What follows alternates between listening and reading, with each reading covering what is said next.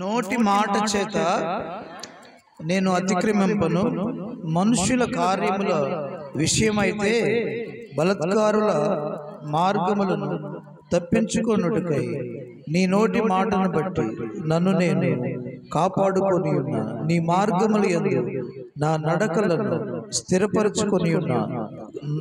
నాకు కాలు జారలేదు. నేను నీకు మొరపెట్టుకొని ఉన్నాను. దేవా, నీవు నాకు ఉత్తరం ఇచ్చేదు. నాకు చెవియొగ్గి నా మాట ఆలకించు. నీ శరణుజొచ్చిన వారి మీదికి లేచి వారి చేతిలో నుండి నీ కుడి చేత రక్షించువాడా, నాకు చెవియొగ్గి నా మాట ఆలకింపుము. నీ శరణుజొచ్చిన వారికి, అందరూ చెప్పండి, నీ శరణుజొచ్చిన వారికి వారి మీదికి లేచి వారి మీద చేతిలో నుండి నీ కుడి చేత రక్షించువాడా, నీ కృపాతిశయములను చూపుము. ఒకడు తను కనుపాపమును కాపాడుకున్నట్లు నన్ను కాపాడు. నన్ను లయపరచుకోరు దుష్టులను పోగొట్టి కాపాడు. నన్ను చుట్టుకొను నా ప్రాణ శత్రువుల చేత చిక్కకుండను. నన్ను చుట్టుకొను నా ప్రాణ శత్రువుల చేత చిక్కకుండును. నీ రెక్కల క్రింద నన్ను దాచుము. వారు తమ హృదయమును కఠినపరుచుకొని ఉన్నారు. వారి నోరు గర్వంగా మాట్లాడు. మా అడుగు చాడలను గుర్తుపట్టి వారిప్పుడు మమ్మ చుట్టుకొని ఉన్నారు. మమ్మను నేలను కూర్చుండుటకు గురి చూచుచున్నారు. నేలను కూల్చుటకు గురి చూచుచున్నారు. మమ్మను నేలను కూల్చుటకు గురి చూచుచున్నారు. వారు చీల్చుటకు ఆతురపడు సింహం వలె చాటైన స్థలములలో పొంచు కొదమ సింహం వలె ఉన్నారు. యెహోవా, లెమ్ము, వానిని ఎదుర్కొని వాని పడగొట్టు. దుష్టుని చేతిలో నుండి నీ ఖడ్గము చేత నన్ను రక్షింపు. లోకుల చేతిలో నుండి నా జీవిత కాలములోనే తమ పాలు పొందిన ఈ లోకుల చేతిలో నుండి నీ హస్తబలము చేత నన్ను రక్షింపు. నీవు నీ దానములతో వారి కడుపు నింపుచున్నావు. వారు కుమారులు కలిగి తృప్తి నొందుదురు. తమ ఆస్తిని తమ పిల్లలకు విడిచిపెట్టుదురు. నేనైతే నీతి గలవాడనై నీ ముఖ దర్శనము చేసేదను. నేను మేల్కొన్నప్పుడు నీ స్వరూప దర్శనంతో నా ఆశ తీర్చుకొందును. ఆమేన్, ఆమేన్, ఆమేన్. దేవుడి వాక్య భాగం మన వెనుకల్లో దీవించునుగాక. ఆమేన్.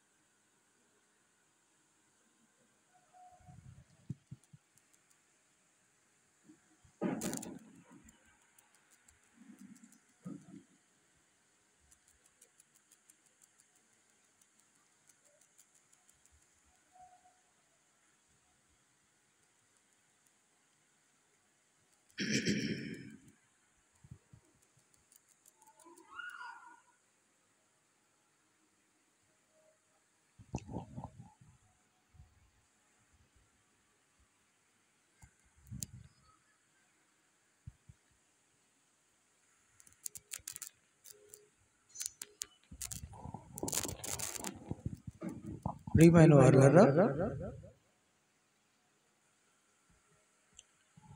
కొరింథీయులకు రాసినటువంటి మొదటి పత్రిక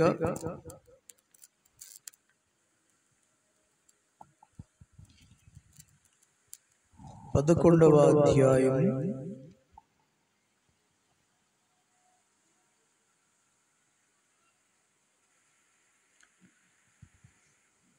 28 23వ వచనం నుంచి కొన్ని వచనాలు 34 వరకు చదువుదాం. చదవగలిగిన వాళ్ళు చదవండి.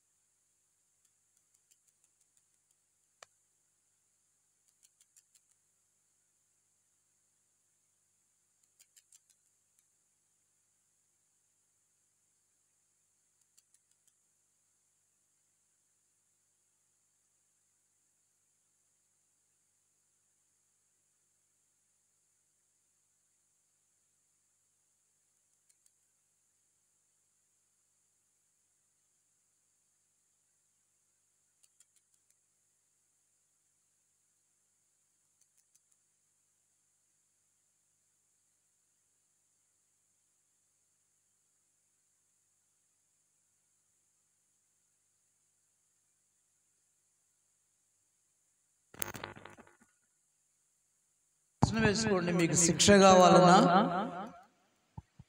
మీరు నెమ్మదిగా బ్రతకాలి. శిక్ష కావాలంటే ప్రభు బల్లాల్లో చేయి వేయచ్చు.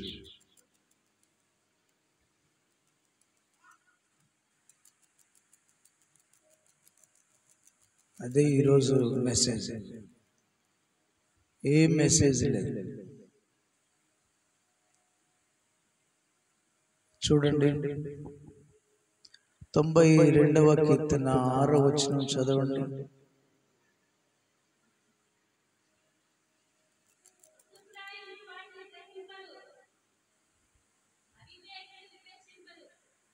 చదువు.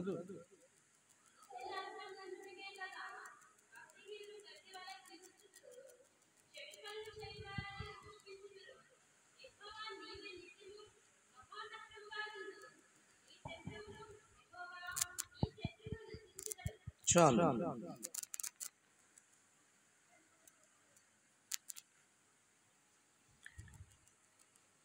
పశుప్రాయులు వాటిని గ్రహింపరు, అవివేకులు వివేచింపరు. నిత్య నాశనం నందుటికే గదా భక్తిహీనులు గడ్డి వల్లే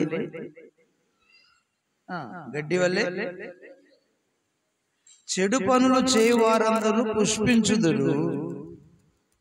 యెహోవా నీవే నిత్యము మహోన్నతుడుగా నుందువు. నీ శత్రువులు యెహోవా, నీ శత్రువులు నశించెదరు.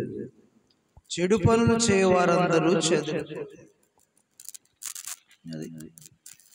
ఎవరు గ్రహించరంట దేవుని వాక్యము? పశుప్రాయులు వాటిని గ్రహింపరు. దేవుని సేవకుని, దేవుని గ్రంథం, వాక్యం చెప్పి యేసయ్య చెప్పే మాటలు గ్రహించని వారిని దేవుడు ఏమంటున్నాడంటే పశుప్రాయులు అంటున్నాడు. ఎవరమ్మా? ఏం గ్రహించని వారు? దేవుని సంగతులు. భక్తిహీనులకు వచ్చే గతి ఏంటో ఎంత చెప్పినా గ్రహించని వారిని పశుప్రాయులు అన్నాడు. పశుప్రాయులు అంటే పశుప్రాయులు. పశుప్రాయులు అంటే చెప్పాలి, చెప్పరేమ్మా. నేనైనా నువ్వైనా దేవుని మాట గ్రహించకపోతే ఏం చెప్తున్నాడంటే, బుద్ధిహీనులు పచ్చగా చిగురిస్తారు, కానీ దేవుని మాట వారు వినరు కాబట్టి వాళ్ళు ఏమవుతారంట? నశించిపోతారు.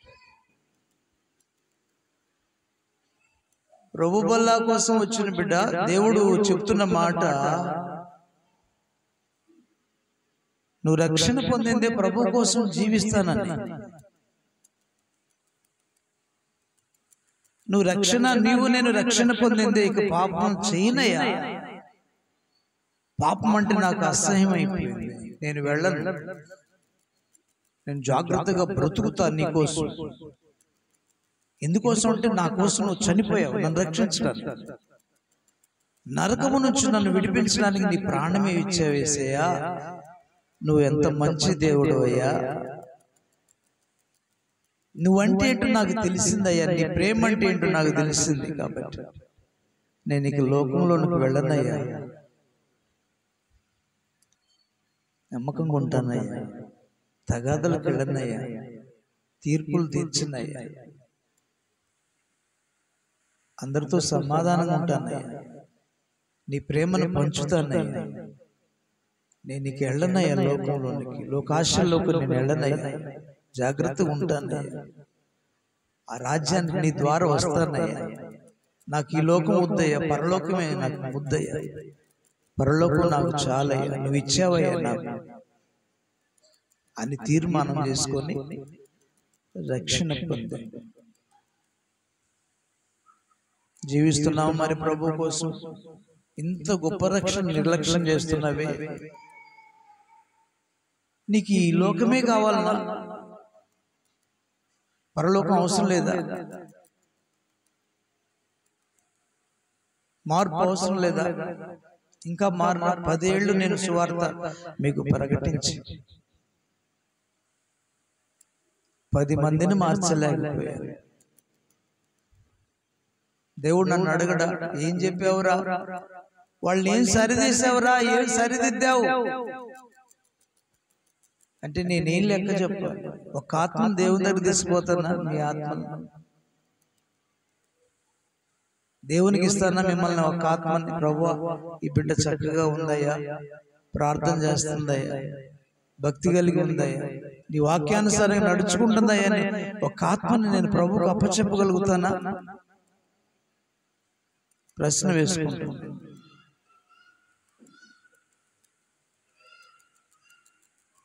నన్ను చూసి నవ్వుతున్నారంట. స్తోత్రం చెప్పండి. మీరు ఏది చేసినా నా ప్రభు నాకు చెప్తాడు, గుర్తుపెట్టుకో. ఇతర అంతకుముందు వచ్చిన సేవకుల్లాగా చూసుకోమాకండి. నా వెనక మీరు ఏ కూతురు తీసినా, నా వెనక మీరు నన్ను ఏమనుకున్నా నా ప్రభు వెంటనే నాకు పలానోళ్ళను బయలుపరుస్తాడు. ఇద్దరు ఆడ మనుషులు నన్ను చూసి నవ్వుతున్నారంట. నవ్వండి, నవ్విన నాపుచేనే తగ్గించుకున్నవాడే మిమ్మల్ని హెచ్చిస్తానంతే. నాకు అందరిని హెచ్చించి నన్ను నేను తగ్గించుకోవటమే నాకు ఇష్టం.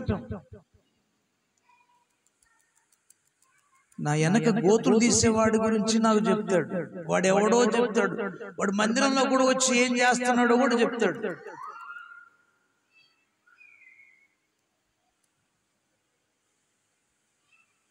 నాకు అవసరం, నేనేమన్నా యేసయ్యకి ఇస్తా. ఎవరికి ఇస్తానమ్మా? ఎవరికి ఇస్తాను?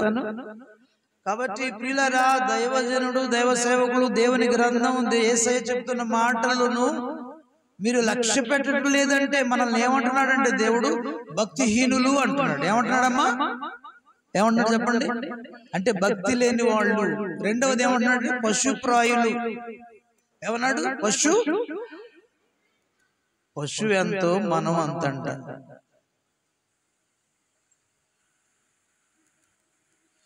మనం పిల్లలను తిడతా ఉంటారు, వరి వేదవా, వరి పశువా, వరి జ్ఞానం లేనివాడు. ఎలా తిడుతున్నారు? అలా దేవుడు అంటున్నాడు, పశుప్రాయులు ఆయన మాటలను గ్రహించారు, ఆయన న్యాయ విధులను గ్రహించారు, వివేచింపరు. పొద్దున్న వాళ్ళు చిగిరిస్తారు భక్తిహీనులు, సాయంకాలం వాళ్ళు నశించిపోతారని వాళ్ళు వివేచింపరు. బిడ్డలారా, దండన, శిక్ష మారు మనసు కలుగు చేస్తాడు. రక్షణార్థమైన మారు మనసు కలుగు చేస్తాంట. నువ్వు ఊరికే ఏడుస్తావంటే మరణం వస్తుంట దాని ద్వారా. కాబట్టి పశుప్రాయులు అని సంబోధిస్తున్నారు. మీరు ఎంత చెప్పినా ఇది ప్రభు వల్ల, అవిధేయంగా తీసుకోకూడదు. శిక్ష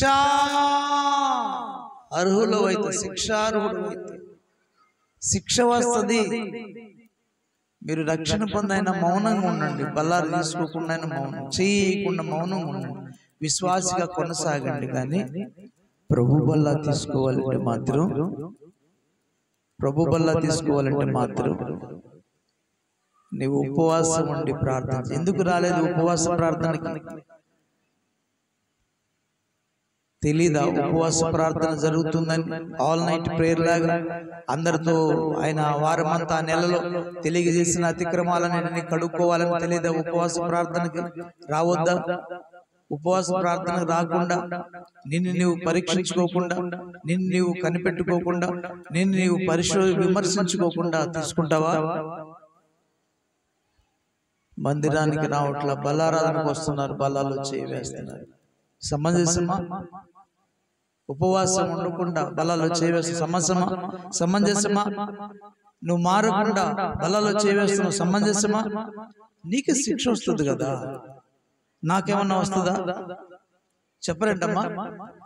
నేను అవిధేయతగా జీవించి నా ప్రవర్తన సరి చేసుకోకుండా మందిరానికి రావద్దన్నాడు దేవుడు. నువ్వు మందిరానికి పోతున్నప్పుడు నీ ప్రవర్తన సరి చేసుకో అన్నాడా లేదా? ప్రసంగి గ్రంథం 7వ చదువు 5వ అధ్యాయం వచ్చు. ప్రసంగి త్వరగా, నేనే వాక్యం చెప్పను.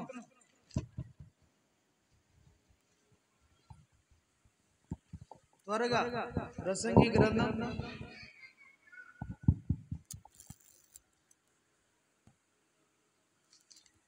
5వ అధ్యాయం 1వ వచనం అనుకుంటాను.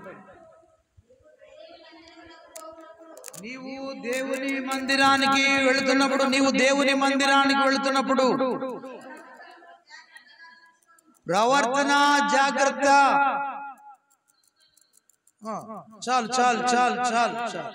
చాలు. మందిరానికి వస్తుంటేనే జాగ్రత్తగా ఉండాలంట, నీ ప్రవర్తన జాగ్రత్తగా ఉండాలంట. ప్రవర్తన సరి చేసుకోకుండా కూడా నీవు బల్లాలు చేస్తావా? ఎన్ని గుండెలు నీకు! పాస్టర్ గారు ఆడేస్తాడులే, ఏదో మన సంఘం కదా, ఇది మన చర్చి కదా. వద్దు, దయచేసి మీరు చేయవేయొద్దు. నేను పోయిన నెలలో బల్లా ఇవ్వకపోతే ఏమన్నారంట? ఇవ్వకపోతే మేము ఓ ఆడకపోతాం, పోండి. మిమ్మల్ని బాధ పెట్టేవాడు ఎవరు?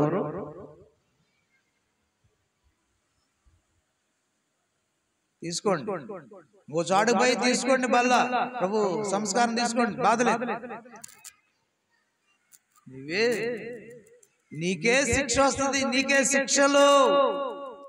అయోగ్యముగా ప్రతి మనుషుడు తను తాను పరీక్షించుకోకుండా అయోగ్యముగా చేయి వేస్తే శిక్షకు పాత్రుడవు. శిక్ష కావాలనా? నెమ్మదిగా తప్పుకొని, ఆయన ఇచ్చే శిక్షను తప్పుకొని నెమ్మదిగా బ్రతుకుతావు విశ్వాసి కన్నా. అది కాబట్టి దేవుని మాటలు ఎంత చెప్పినా గ్రహించలేకపోతున్నారు, చేయి చాపుతున్నారు, చేయి వేస్తున్నారు. వద్దమ్మా, దయచేసి నీ పిల్లలు నువ్వు శిక్ష పాత్రులు సరి చేసుకుందాం. కాబట్టి పశుప్రాయులని సంబోధిస్తున్నాడు. పశు కంట ఏదో మాట అంటారు, ఏమంటారు చెప్పండి అమ్మా? ఏమంటారు?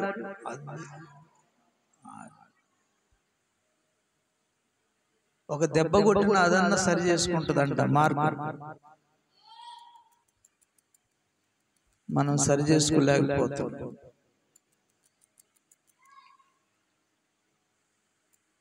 రెండవది భక్తిహీనులం అంట, కాబట్టి వినలేకపోతున్నాం దేవుని మాట. మందిరానికి వస్తున్నప్పుడే నీవు ప్రవర్తన సరి చేసుకోమంటే సరి చేసుకోకుండా మందిరానికి వస్తావా? వాడెవడో ఒకడు వచ్చి ఇక్కడ బజార్లో తిరిగి వచ్చి పుల్లిపీట కూడా ఎక్కుతున్నాడు.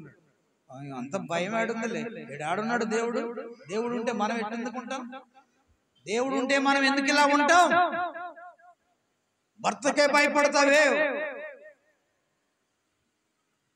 70 ఏళ్ళు 80 ఏళ్ళు నీతో ఉండే, నిన్ను పోషించే, నిన్ను కాపాడే భర్తకే గడగడ ఓడిపోతావే. యుగాలు జీవిస్తూ నీకోసం ప్రాణం ఇచ్చిన యేసయ్య ఇక్కడ ఉంటే అంత నిర్లక్ష్యమా?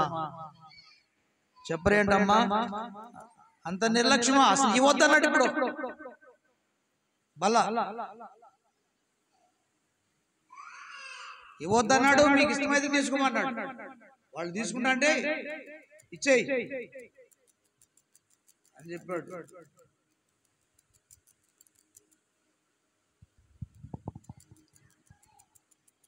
లూకాసు సువార్త 12వ అధ్యాయం 57 వచ్చిన ఒకసారి చదవమ్మా.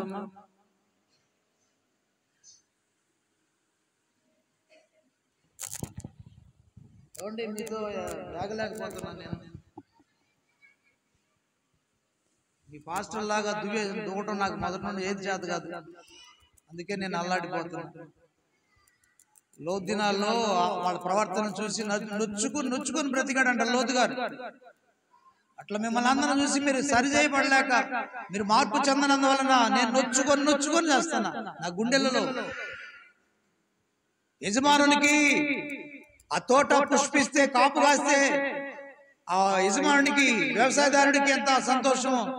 ఒక దేవుని సేవకులు కూడా మీరందరూ ఆశతో ఫలిస్తూ ఉంటే, దేవుడు అంటే ఆశ.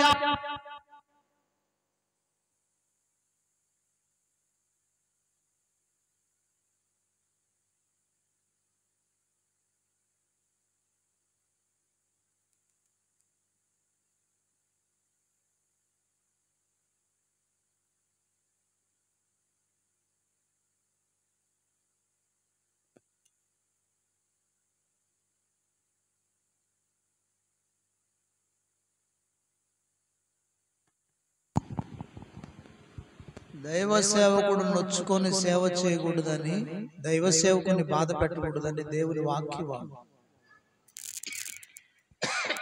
చదువమ్మా మాట.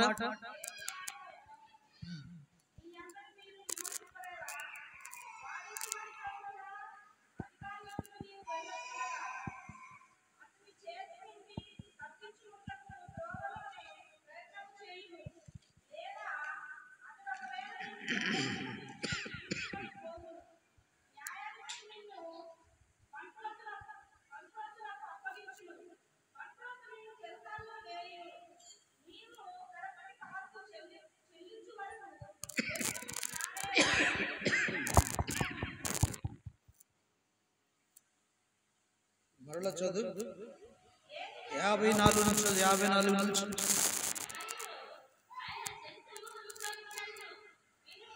ఎంత అలసమా పాస్టర్లు అంటే మీకు, మీరిచ్చే కానుకలు మేము తిని బ్రతుకుతూ ఉంటే. వాడే చేస్తాడులే, వాడే వస్తాడు, వాడే చేస్తాడు. ఎవడి కోసం చేస్తాడు?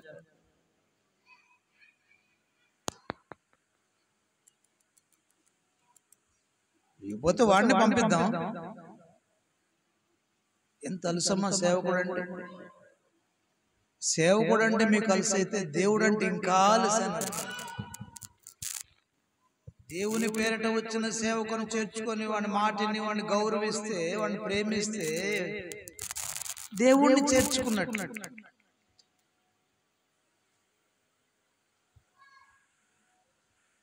దైవ సేవకుని ఇంత గౌరవపరిస్తే, ఒక స్టూడెంట్లు స్కూల్లో మాస్టర్ గారు పాఠాలు చెప్తూ ఉంటాడు. మాస్టర్ గారు, ఆ మాస్టర్ గారు పాఠాలు విని అవి నేర్చుకొని ఆయన పెట్టిన పరీక్షలో నెగ్గితేనా మరొక క్లాస్కి వెళ్ళేది. ఆ మాస్టర్ గారికి సంతోషంగా ఉండేది. అందరూ ఫెయిల్ అయ్యారనుకోండి, ఏం చేస్తారు మాస్టర్ గారు? ఏమంటాడు? ఈయన బాధపడతాడు. ఏందబ్బా ఇంత మొత్తుకొని పాఠాలు నేర్పితే ఒక్కడు పాస్ కాలేదేంట్రా నాయన అని వాడు కుంగిపోతాడు. వాడి పైన ఉన్న అధికారి, అరే నువ్వు టీచర్ గా పనికిరావు, పక్కకు పోరా అంటాడు. స్తోత్రం. అట్లానే నువ్వు పనికిరావరని నన్ను కూడా ఆయన వేస్తాడు. మీరు అంతకంటే రెడీగా ఉన్నారు. మాకు కొత్త పాస్టర్లు, కొత్త వాళ్ళు, చక్కగా బోధించేవాళ్ళు, చక్కగా పాడేవాళ్ళు, చక్కగా మమ్మల్ని దువ్వేవాళ్ళు, మా ద్వారా లబ్ధి పొందేవాళ్ళు కావాలనే ఉద్దేశం మీకు బాగా ఉంది. చదువు మా మాట. మీరు పడమట నుండి మబ్బు పైకి వచ్చుట చూచినప్పుడు వాన వచ్చునని వెంటనే చెప్పుదురు, అలాగే జరుగును. దక్షిణపు గాలి విసిరినప్పుడు వడగాలి కొట్టునని చెప్పుదురు, అలాగే జరుగును. వేషధారులారా, భూమి ఆకాశముల వైఖరిని గుర్తింపనెరుగుదురు. ఈ కాలములను మీరు గుర్తింపలేరా? ఏది న్యాయమో మీ అంతటా మీరే విమర్శింపలేరా? వాదించు వానితో కూడా అధికారి వద్దకు నీవు వెళ్ళుచుండగా అతని చేతి నుండి తప్పించుకొనుటకు త్రోవలో ప్రయత్నం చేయము. లేదా అతడు ఒకవేళ నిన్ను న్యాయాధిపతికి అప్పగించును, ఇచ్చుకొని పోవును. న్యాయాధిపతి నిన్ను బంట్రోతుకు అప్పగించును, బంట్రోతు నిన్ను చెరసాలలో వేయును. నీవు కడపటి కాసు చెల్లించే వరకు వెలుపలికి రానే రావని నీకు నిశ్చయముగా చెప్పుచున్నా. ఎవరి గురించి మాట్లాడుతున్నాడు? మన గురించి. మనకంట పడమటి మబ్బు పైకి లేస్తేనంట వర్షం వస్తుందని ఎమ్మట గ్రహిస్తాడంట. పడమట వైపు పడమర మబ్బు బాగా నల్లగా మబ్బు కాసిందని వచ్చింది అనుకోండి, వర్షం వస్తుందని అర్థం అవుతుందంట. దక్షిణపు గాలి, దక్షిణ వైపు నుంచి గాలి వీసిందంటే అతనికి అర్థమవుతుందంట, అబ్బో భయంకరమైన వడగాలి రాబోతుందని అర్థమవుతుందంట. భూమి ఆకాశముల వైఖరి మీకు అర్థమవుతుంది, కానీ ఈ కాలములను కూర్చున్న విషయం మీకు అర్థం కానేలా, ఎరుగునేలా. ఎందుకు మీరు తెలుసుకోలేకపోతున్నాడని మాట్లాడతాడు. అలానే మనం కూడా క్షేమకాలంలో మీరు ఎందుకు గ్రహించలేకపోతున్నారు దేవుని మాటలు అని అడుగుతున్నారు. న్యాయాధిపతికి అప్పగింపక మునుపే నిన్ను నువ్వు విమర్శించుకోమంటున్నాడు. అర్థమైందమ్మా నేను చెప్పే మాట? న్యాయాధిపతికి నీవు అప్పగించబడు మునుపే, అతడు నిన్ను చెరసాలలో వేయక మునుపే. న్యాయాధిపతి బంట్రోతు కప్పితే బంట్రోతు తీసుకెళ్లి చెరసాలలో వేస్తాడంట. ఇక నువ్వు మరలా కడపటి కాసు చెల్లించేంత వరకు నీకు బయటికి రానే రావంట. అలా బంధిస్తాడు సాతానుడు నిన్ను. విమర్శించుకోకుండా, నిన్ను నువ్వు వివేచించుకోకుండా, కాలముల యొక్క వైఖరి నీకు తెలిసింది. కానీ దేవుని గ్రంథమైన 1 కొరింథీ 11వ అధ్యాయం చెప్పే మాట జాగ్రత్త, శిక్ష అర్హు కదా. స్తోత్రం. జాగ్రత్త, అవిధేయంగా చేయవేస్తావేమో. ఉపవాసం ఉండు, మందిరానికి రావు, సరి చేసుకో. లోక సంగతులన్నీ నీకు తెలుస్తున్నాయి, కానీ దేవుని వాక్యం గురించిన న్యాయం నీకు అర్థం కావట్లేదా? కాబట్టి బండ్రోతు కప్పు చెప్తాడు, జాగ్రత్త అని మాట్లాడు. శిక్ష వస్తుందని చెప్తున్నాడు. ఎవరి గురించి అన్నాడంటే, ఇంకా మీకు కావాలంటే ఒకసారి పైన చదవండి. 12వ అధ్యాయంలోనే 47వ వచనం చూడమ్మా. తన యజమానుని చిత్తమెరిగియు, దేవుని వాక్యం అంటే తన యజమానుని చిత్తమెరిగియు సిద్ధపడక, యజమానుని చిత్తమును చొప్పున జరిగింపక ఉండు దాసునికి అనేకమైన దెబ్బలు తగులును.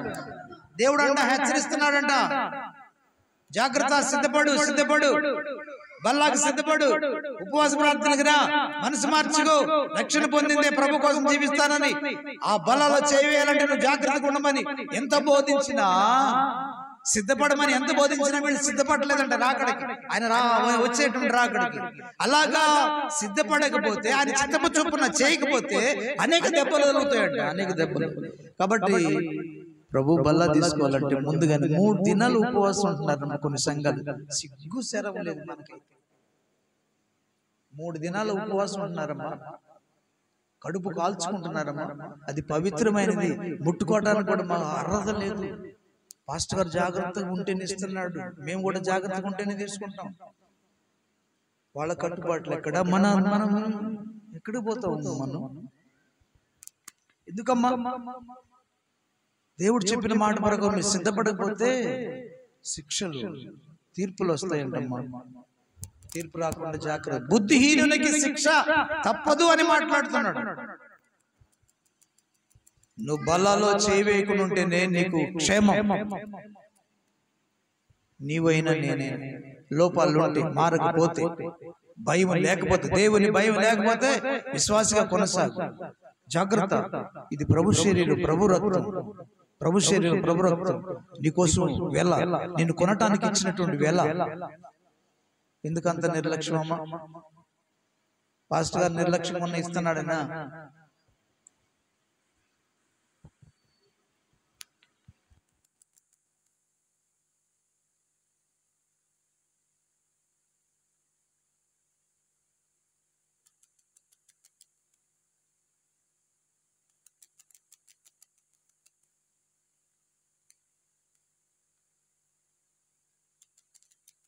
స్తోత్రం. కోరాహు, అభిరామ్, దాతాన్. నువ్వు ఒక్కడవేనా?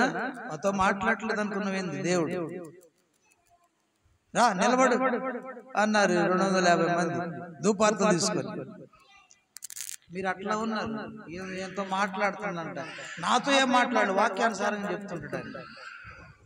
మీతో నన్ను మాట్లాడుతున్నాము. కాబట్టి ప్రియులారా, ఒకటే కానీ గ్రహించుకోండి. అయోగ్యముగా ప్రభు రొట్టెను తినవద్దు. యోగ్యత అంటే ఏంటి? ఈ వాక్యం చాలా డెప్త్. ఏంటి యోగ్యత? ప్రభు శరీరాన్ని తీసుకోవడానికి ఏంటి కావలసిన అర్హత? అయోగ్యంగా తీసుకోవద్దన్నాడు. యోగ్యత తీసుకోవడానికి ఏంటి యోగ్యత? ఒకటి, నీ వంట ప్రభు మరణాన్ని ప్రచురించాలంట. రక్షణ పొందిన ప్రతి బిడ్డ కూడా మొదటిగా యోగ్యత ఏంటంటే, ప్రభు బల్లాలను తీసుకునే ముందు ఈ వారం నాకు నీ యొక్క శరీర రక్తములు నా జీవం కొరకు ఇచ్చినందుకు నీకు కృతజ్ఞతాస్తుతులు అని చెల్లించాలి. ఒకటి యోగ్యత. రెండవది, ఆయన మరణాన్ని జ్ఞాపకం చేసుకోవాలంట. రెండవ యోగ్యత ఏం చేయాలంటమ్మా? యేసుక్రీస్తు ప్రభు వారి యొక్క మరణాన్ని జ్ఞాపకం, సిలువను చూడాలి. సిలువను చూసి నువ్వు కరిగిపోవాలి. గుండె ప్రభు, సిలువను చూసిన వెంటనే, అయ్యా నా కోసం చనిపోయావు, నువ్వు నిర్దోషివయ్యా. యేసయ్యా నువ్వు నిర్దోషివి, పాపము లేనివాడు, పరిశుద్ధుడు, శక్తిమంతుడు, బలవంతుడు. ఈ బలిని రక్షించడానికి నువ్వు సిలువలో బలియాగమయ్యావు యేసయ్యా, నా కొరకు చనిపోయావు యేసయ్యా అని జ్ఞాపకం చేసుకోవాలి. చూస్తున్నారు ఆయన వైపు. బల్లాకు వచ్చిన పిల్లలు కాస్త, అయ్యా ఆ సిలువ రక్తం కనబడుతుందా? నీకు ఆ సిలువ దర్శనం కనబడుతుందా? ప్రార్థన కళ్ళు మూసుకుంటుంది. ఆయన నీ కోసం చనిపోయాడని నాకు కనిపిస్తుందా?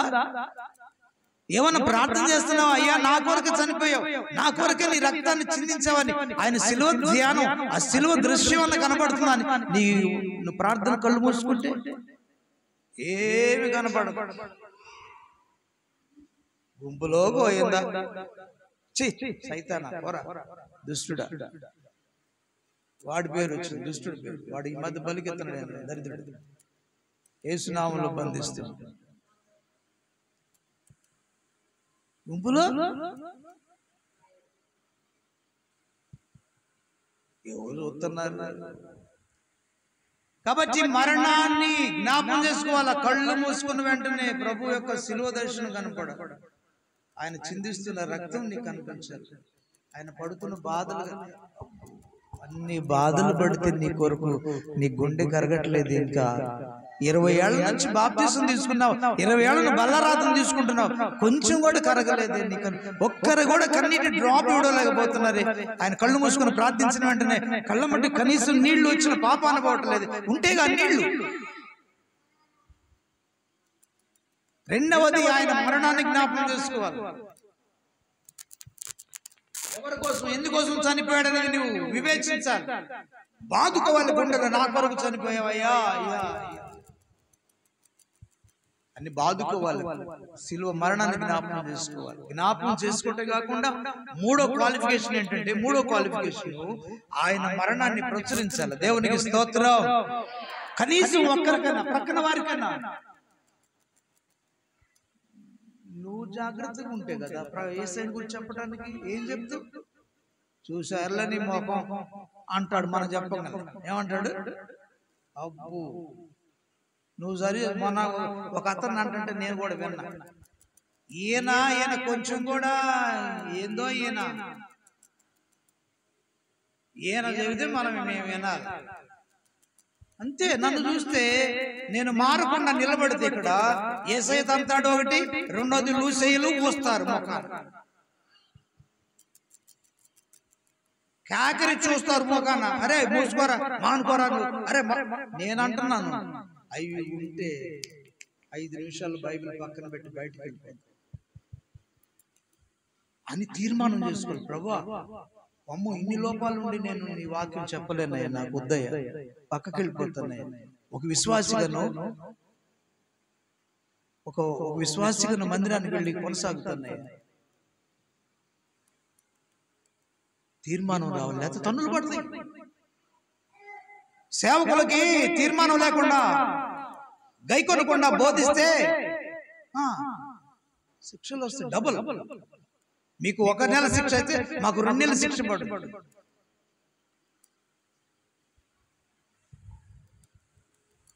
బాప్తీసం తీసుకుని బల్లా తీసుకున్న ప్రతి బిడ్డ కూడా యేసయ్య మరణాన్ని ఇంకొకరికి చెప్పాలి. నీకోసం ఆయన ప్రాణం ఇచ్చాడు, రక్షణ ఇచ్చాడు. ప్రభువు నమ్ముకోనని ఆయన మరణాన్ని నువ్వు ప్రకటించాలి. మూడో క్వాలిఫికేషన్ అర్హత. అలా ఉన్నవాళ్ళే తీసుకోవాలి. 4వది అంటున్నాడు.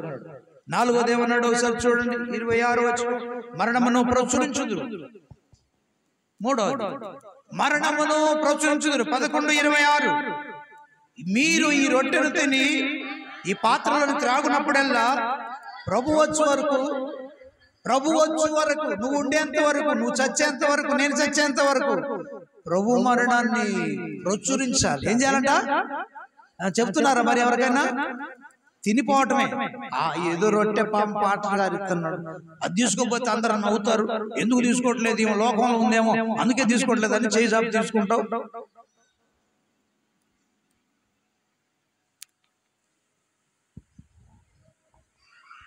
ఈ రొట్టెనుతో నీ పాత్రలను త్రాగున్నప్పుడెల్లా ప్రభు వచ్చే వరకు ఆయన మరణమును ప్రచురించాలి, చెప్పాలి వేరే వాళ్ళకి. నా బాధ్యత అది. ప్రభు రక్తాన్ని, ప్రభు శరీరాన్ని తీసుకున్న బిడ్డ, నువ్వు అనేకులకు ప్రభు యొక్క మరణాన్ని చాటాలి. ఆయన ఎవరు, ఎందుకోసం ఈ లోకానికి వచ్చాడు, ఎందుకోసం సిలువలో మరణించాడు అనే విషయం నువ్వు నేర్చుకొని బైబిల్ పాఠశాలలో ఇంకొకరికి అందించాలి. అలా ఉంటేనే నువ్వు క్వాలిఫై తీసుకోవటానికి. 4వ విషయం 28వ వచనంలో, కాబట్టి ప్రతి మనుషుడు తన్ను తాను పరీక్షించుకోవాలి. చాలు. ఏమన్నాడు? 4వ విషయం ఏమంటున్నాడు? తన్ను తాను పరీక్షించు. ప్రతి మనుషుడు నా కాడ నుండి, ఇచ్చేటువంటి నా కాడ నుంచి తీసుకునే మీ వరకు ప్రతి మనుషుడు పరీక్షించుకోవాలి. ఏం పరీక్షించుకోవాలి? నేను ప్రభు శరీరాన్ని తీసుకోవడానికి యోగ్యత నాకుందా లేదా? అయోగ్యంగా తీసుకుంటే నీకు రోగాలు వస్తాయి అన్నాడు, బలహీనలు అవుతారన్నాడు, చచ్చిపోతారన్నాడు, నిద్రిస్తున్నారన్నాడు. కాబట్టి అవి నా మీదకి రాకుండానే నాకు ఈ వారం తీసుకోవడానికి నాకు యోగ్యత లేదు, అర్హత లేదు, కాబట్టి నేను మౌనంగా ఉంటాను, తీసుకో అని డిసైడ్ అవ్వాలి. పరీక్షించుకుంటున్నావా? చెప్పండి, గుండె మీద చేసుకోండి. చెప్పరండమ్మా, ఎందుకు నరకానికి పోతారమ్మా ప్రభు బల్లాన్ని తీసుకుని? ఎందుకు రోగాల పాలు అవుతారమ్మా ప్రభు బల్లాన్ని తీసుకుని? ఎందుకు నిద్రపోతారమ్మా ప్రభు బల్లాన్ని తీసుకుని మందిరానికి వచ్చి?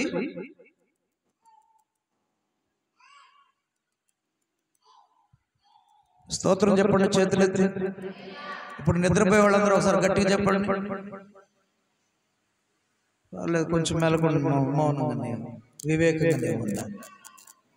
ఐదో విషయం ఏమంటున్నాడంటే,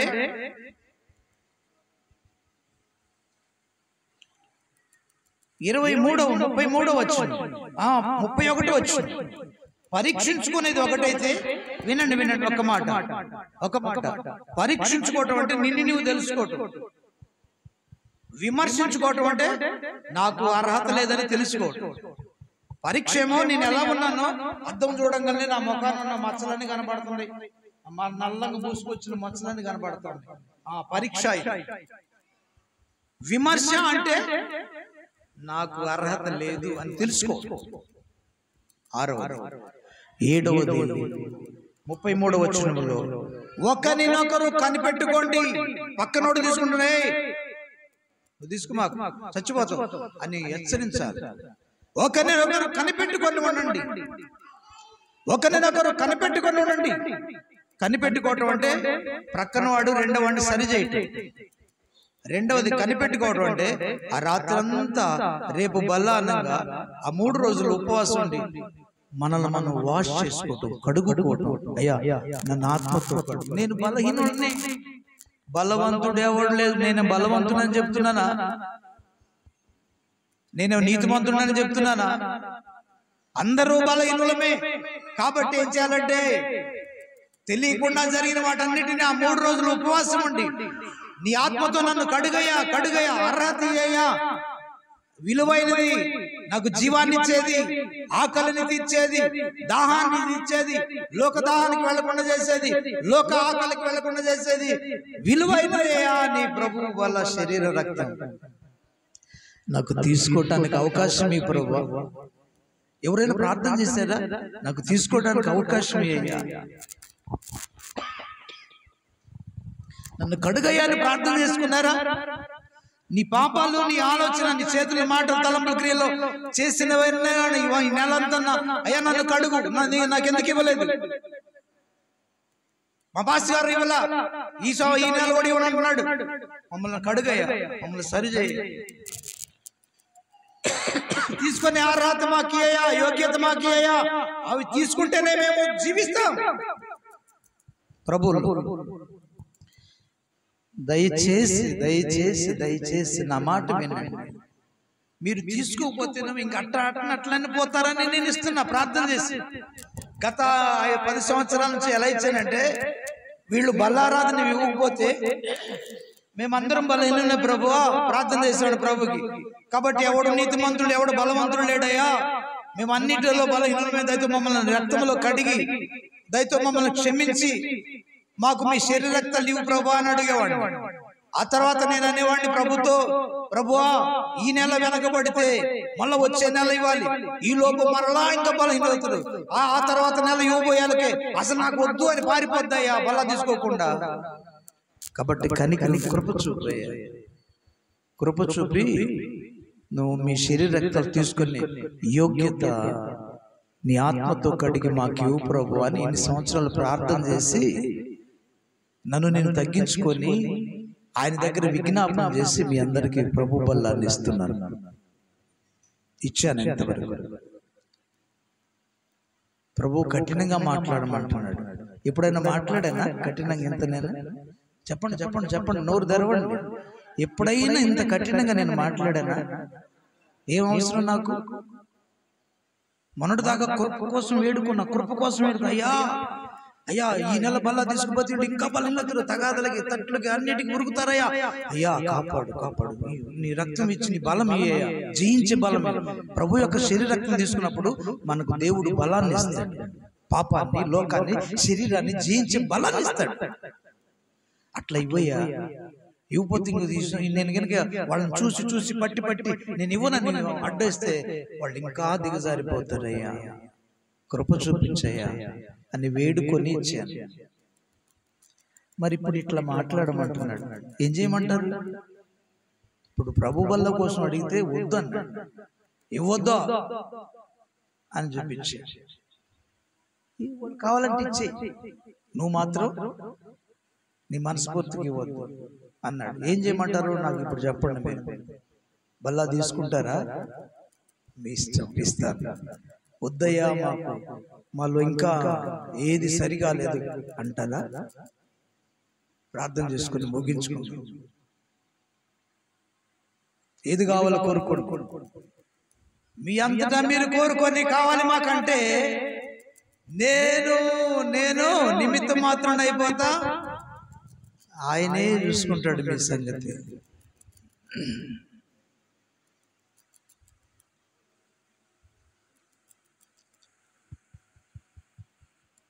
మీ విషయంలో నేను నిర్దోషిగా ఉంటాను. పరిశుద్ధుడు అయిన తండ్రి, ఈ సమయాన్ని బట్టి నీకు స్తుతులు చెల్లిస్తున్నాను. నేను అయోగ్యుడను, అనర్హుడను. ఇక్కడ నేను నిలబడ్డాను కూడా నాకు అర్హత యోగ్యత లేదేసయ్యా. నీ దయతో అమూల్యమైన రక్తములో కడిగి నాయన ఇక్కడ నిలువబెట్టావు నాయన. నీ వాక్యము గద్దింపు జ్ఞానాన్ని కలుగజేస్తుంది. కఠినంగానే ఉంటుంది. బెత్తం ఆడించినప్పుడు ఎలా ఉంటుందో, శిష్యులకు బెత్తం ఆడించినప్పుడు ఆ స్టూడెంట్కి, పిల్లగాడికి ఎలా ఉంటుందో, ఎంత నొప్పి ఉంటుందో వాడికి తెలుసు. అలానే ప్రభువా, నీ వాక్యము మాకు నొప్పిని కలిగిస్తుంది, కానీ మాకు జీవార్థమైన మేలును కలుగు చేస్తుంది. లేఖనం గద్దింపు గద్దింపు గద్దింపు, నీకు మేలు అంటున్నావు యేసయ్యా. నీ చిత్తమే జరిగించు నాయన. నన్ను అయితే క్షమించు ప్రభువా, నీ చిత్తమే జరిగించు. మేలుకై జ్ఞాపకం చేసుకో.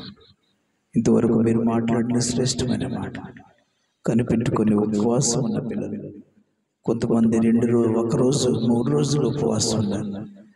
వాళ్ళని బట్టి నీ కృప దయచి క్షమించు. ఉపవాస ప్రార్థన రాలేదు, క్షమించు. ఏది సరి చేసుకోవట్లేదు, మమ్మల్ని క్షమించు.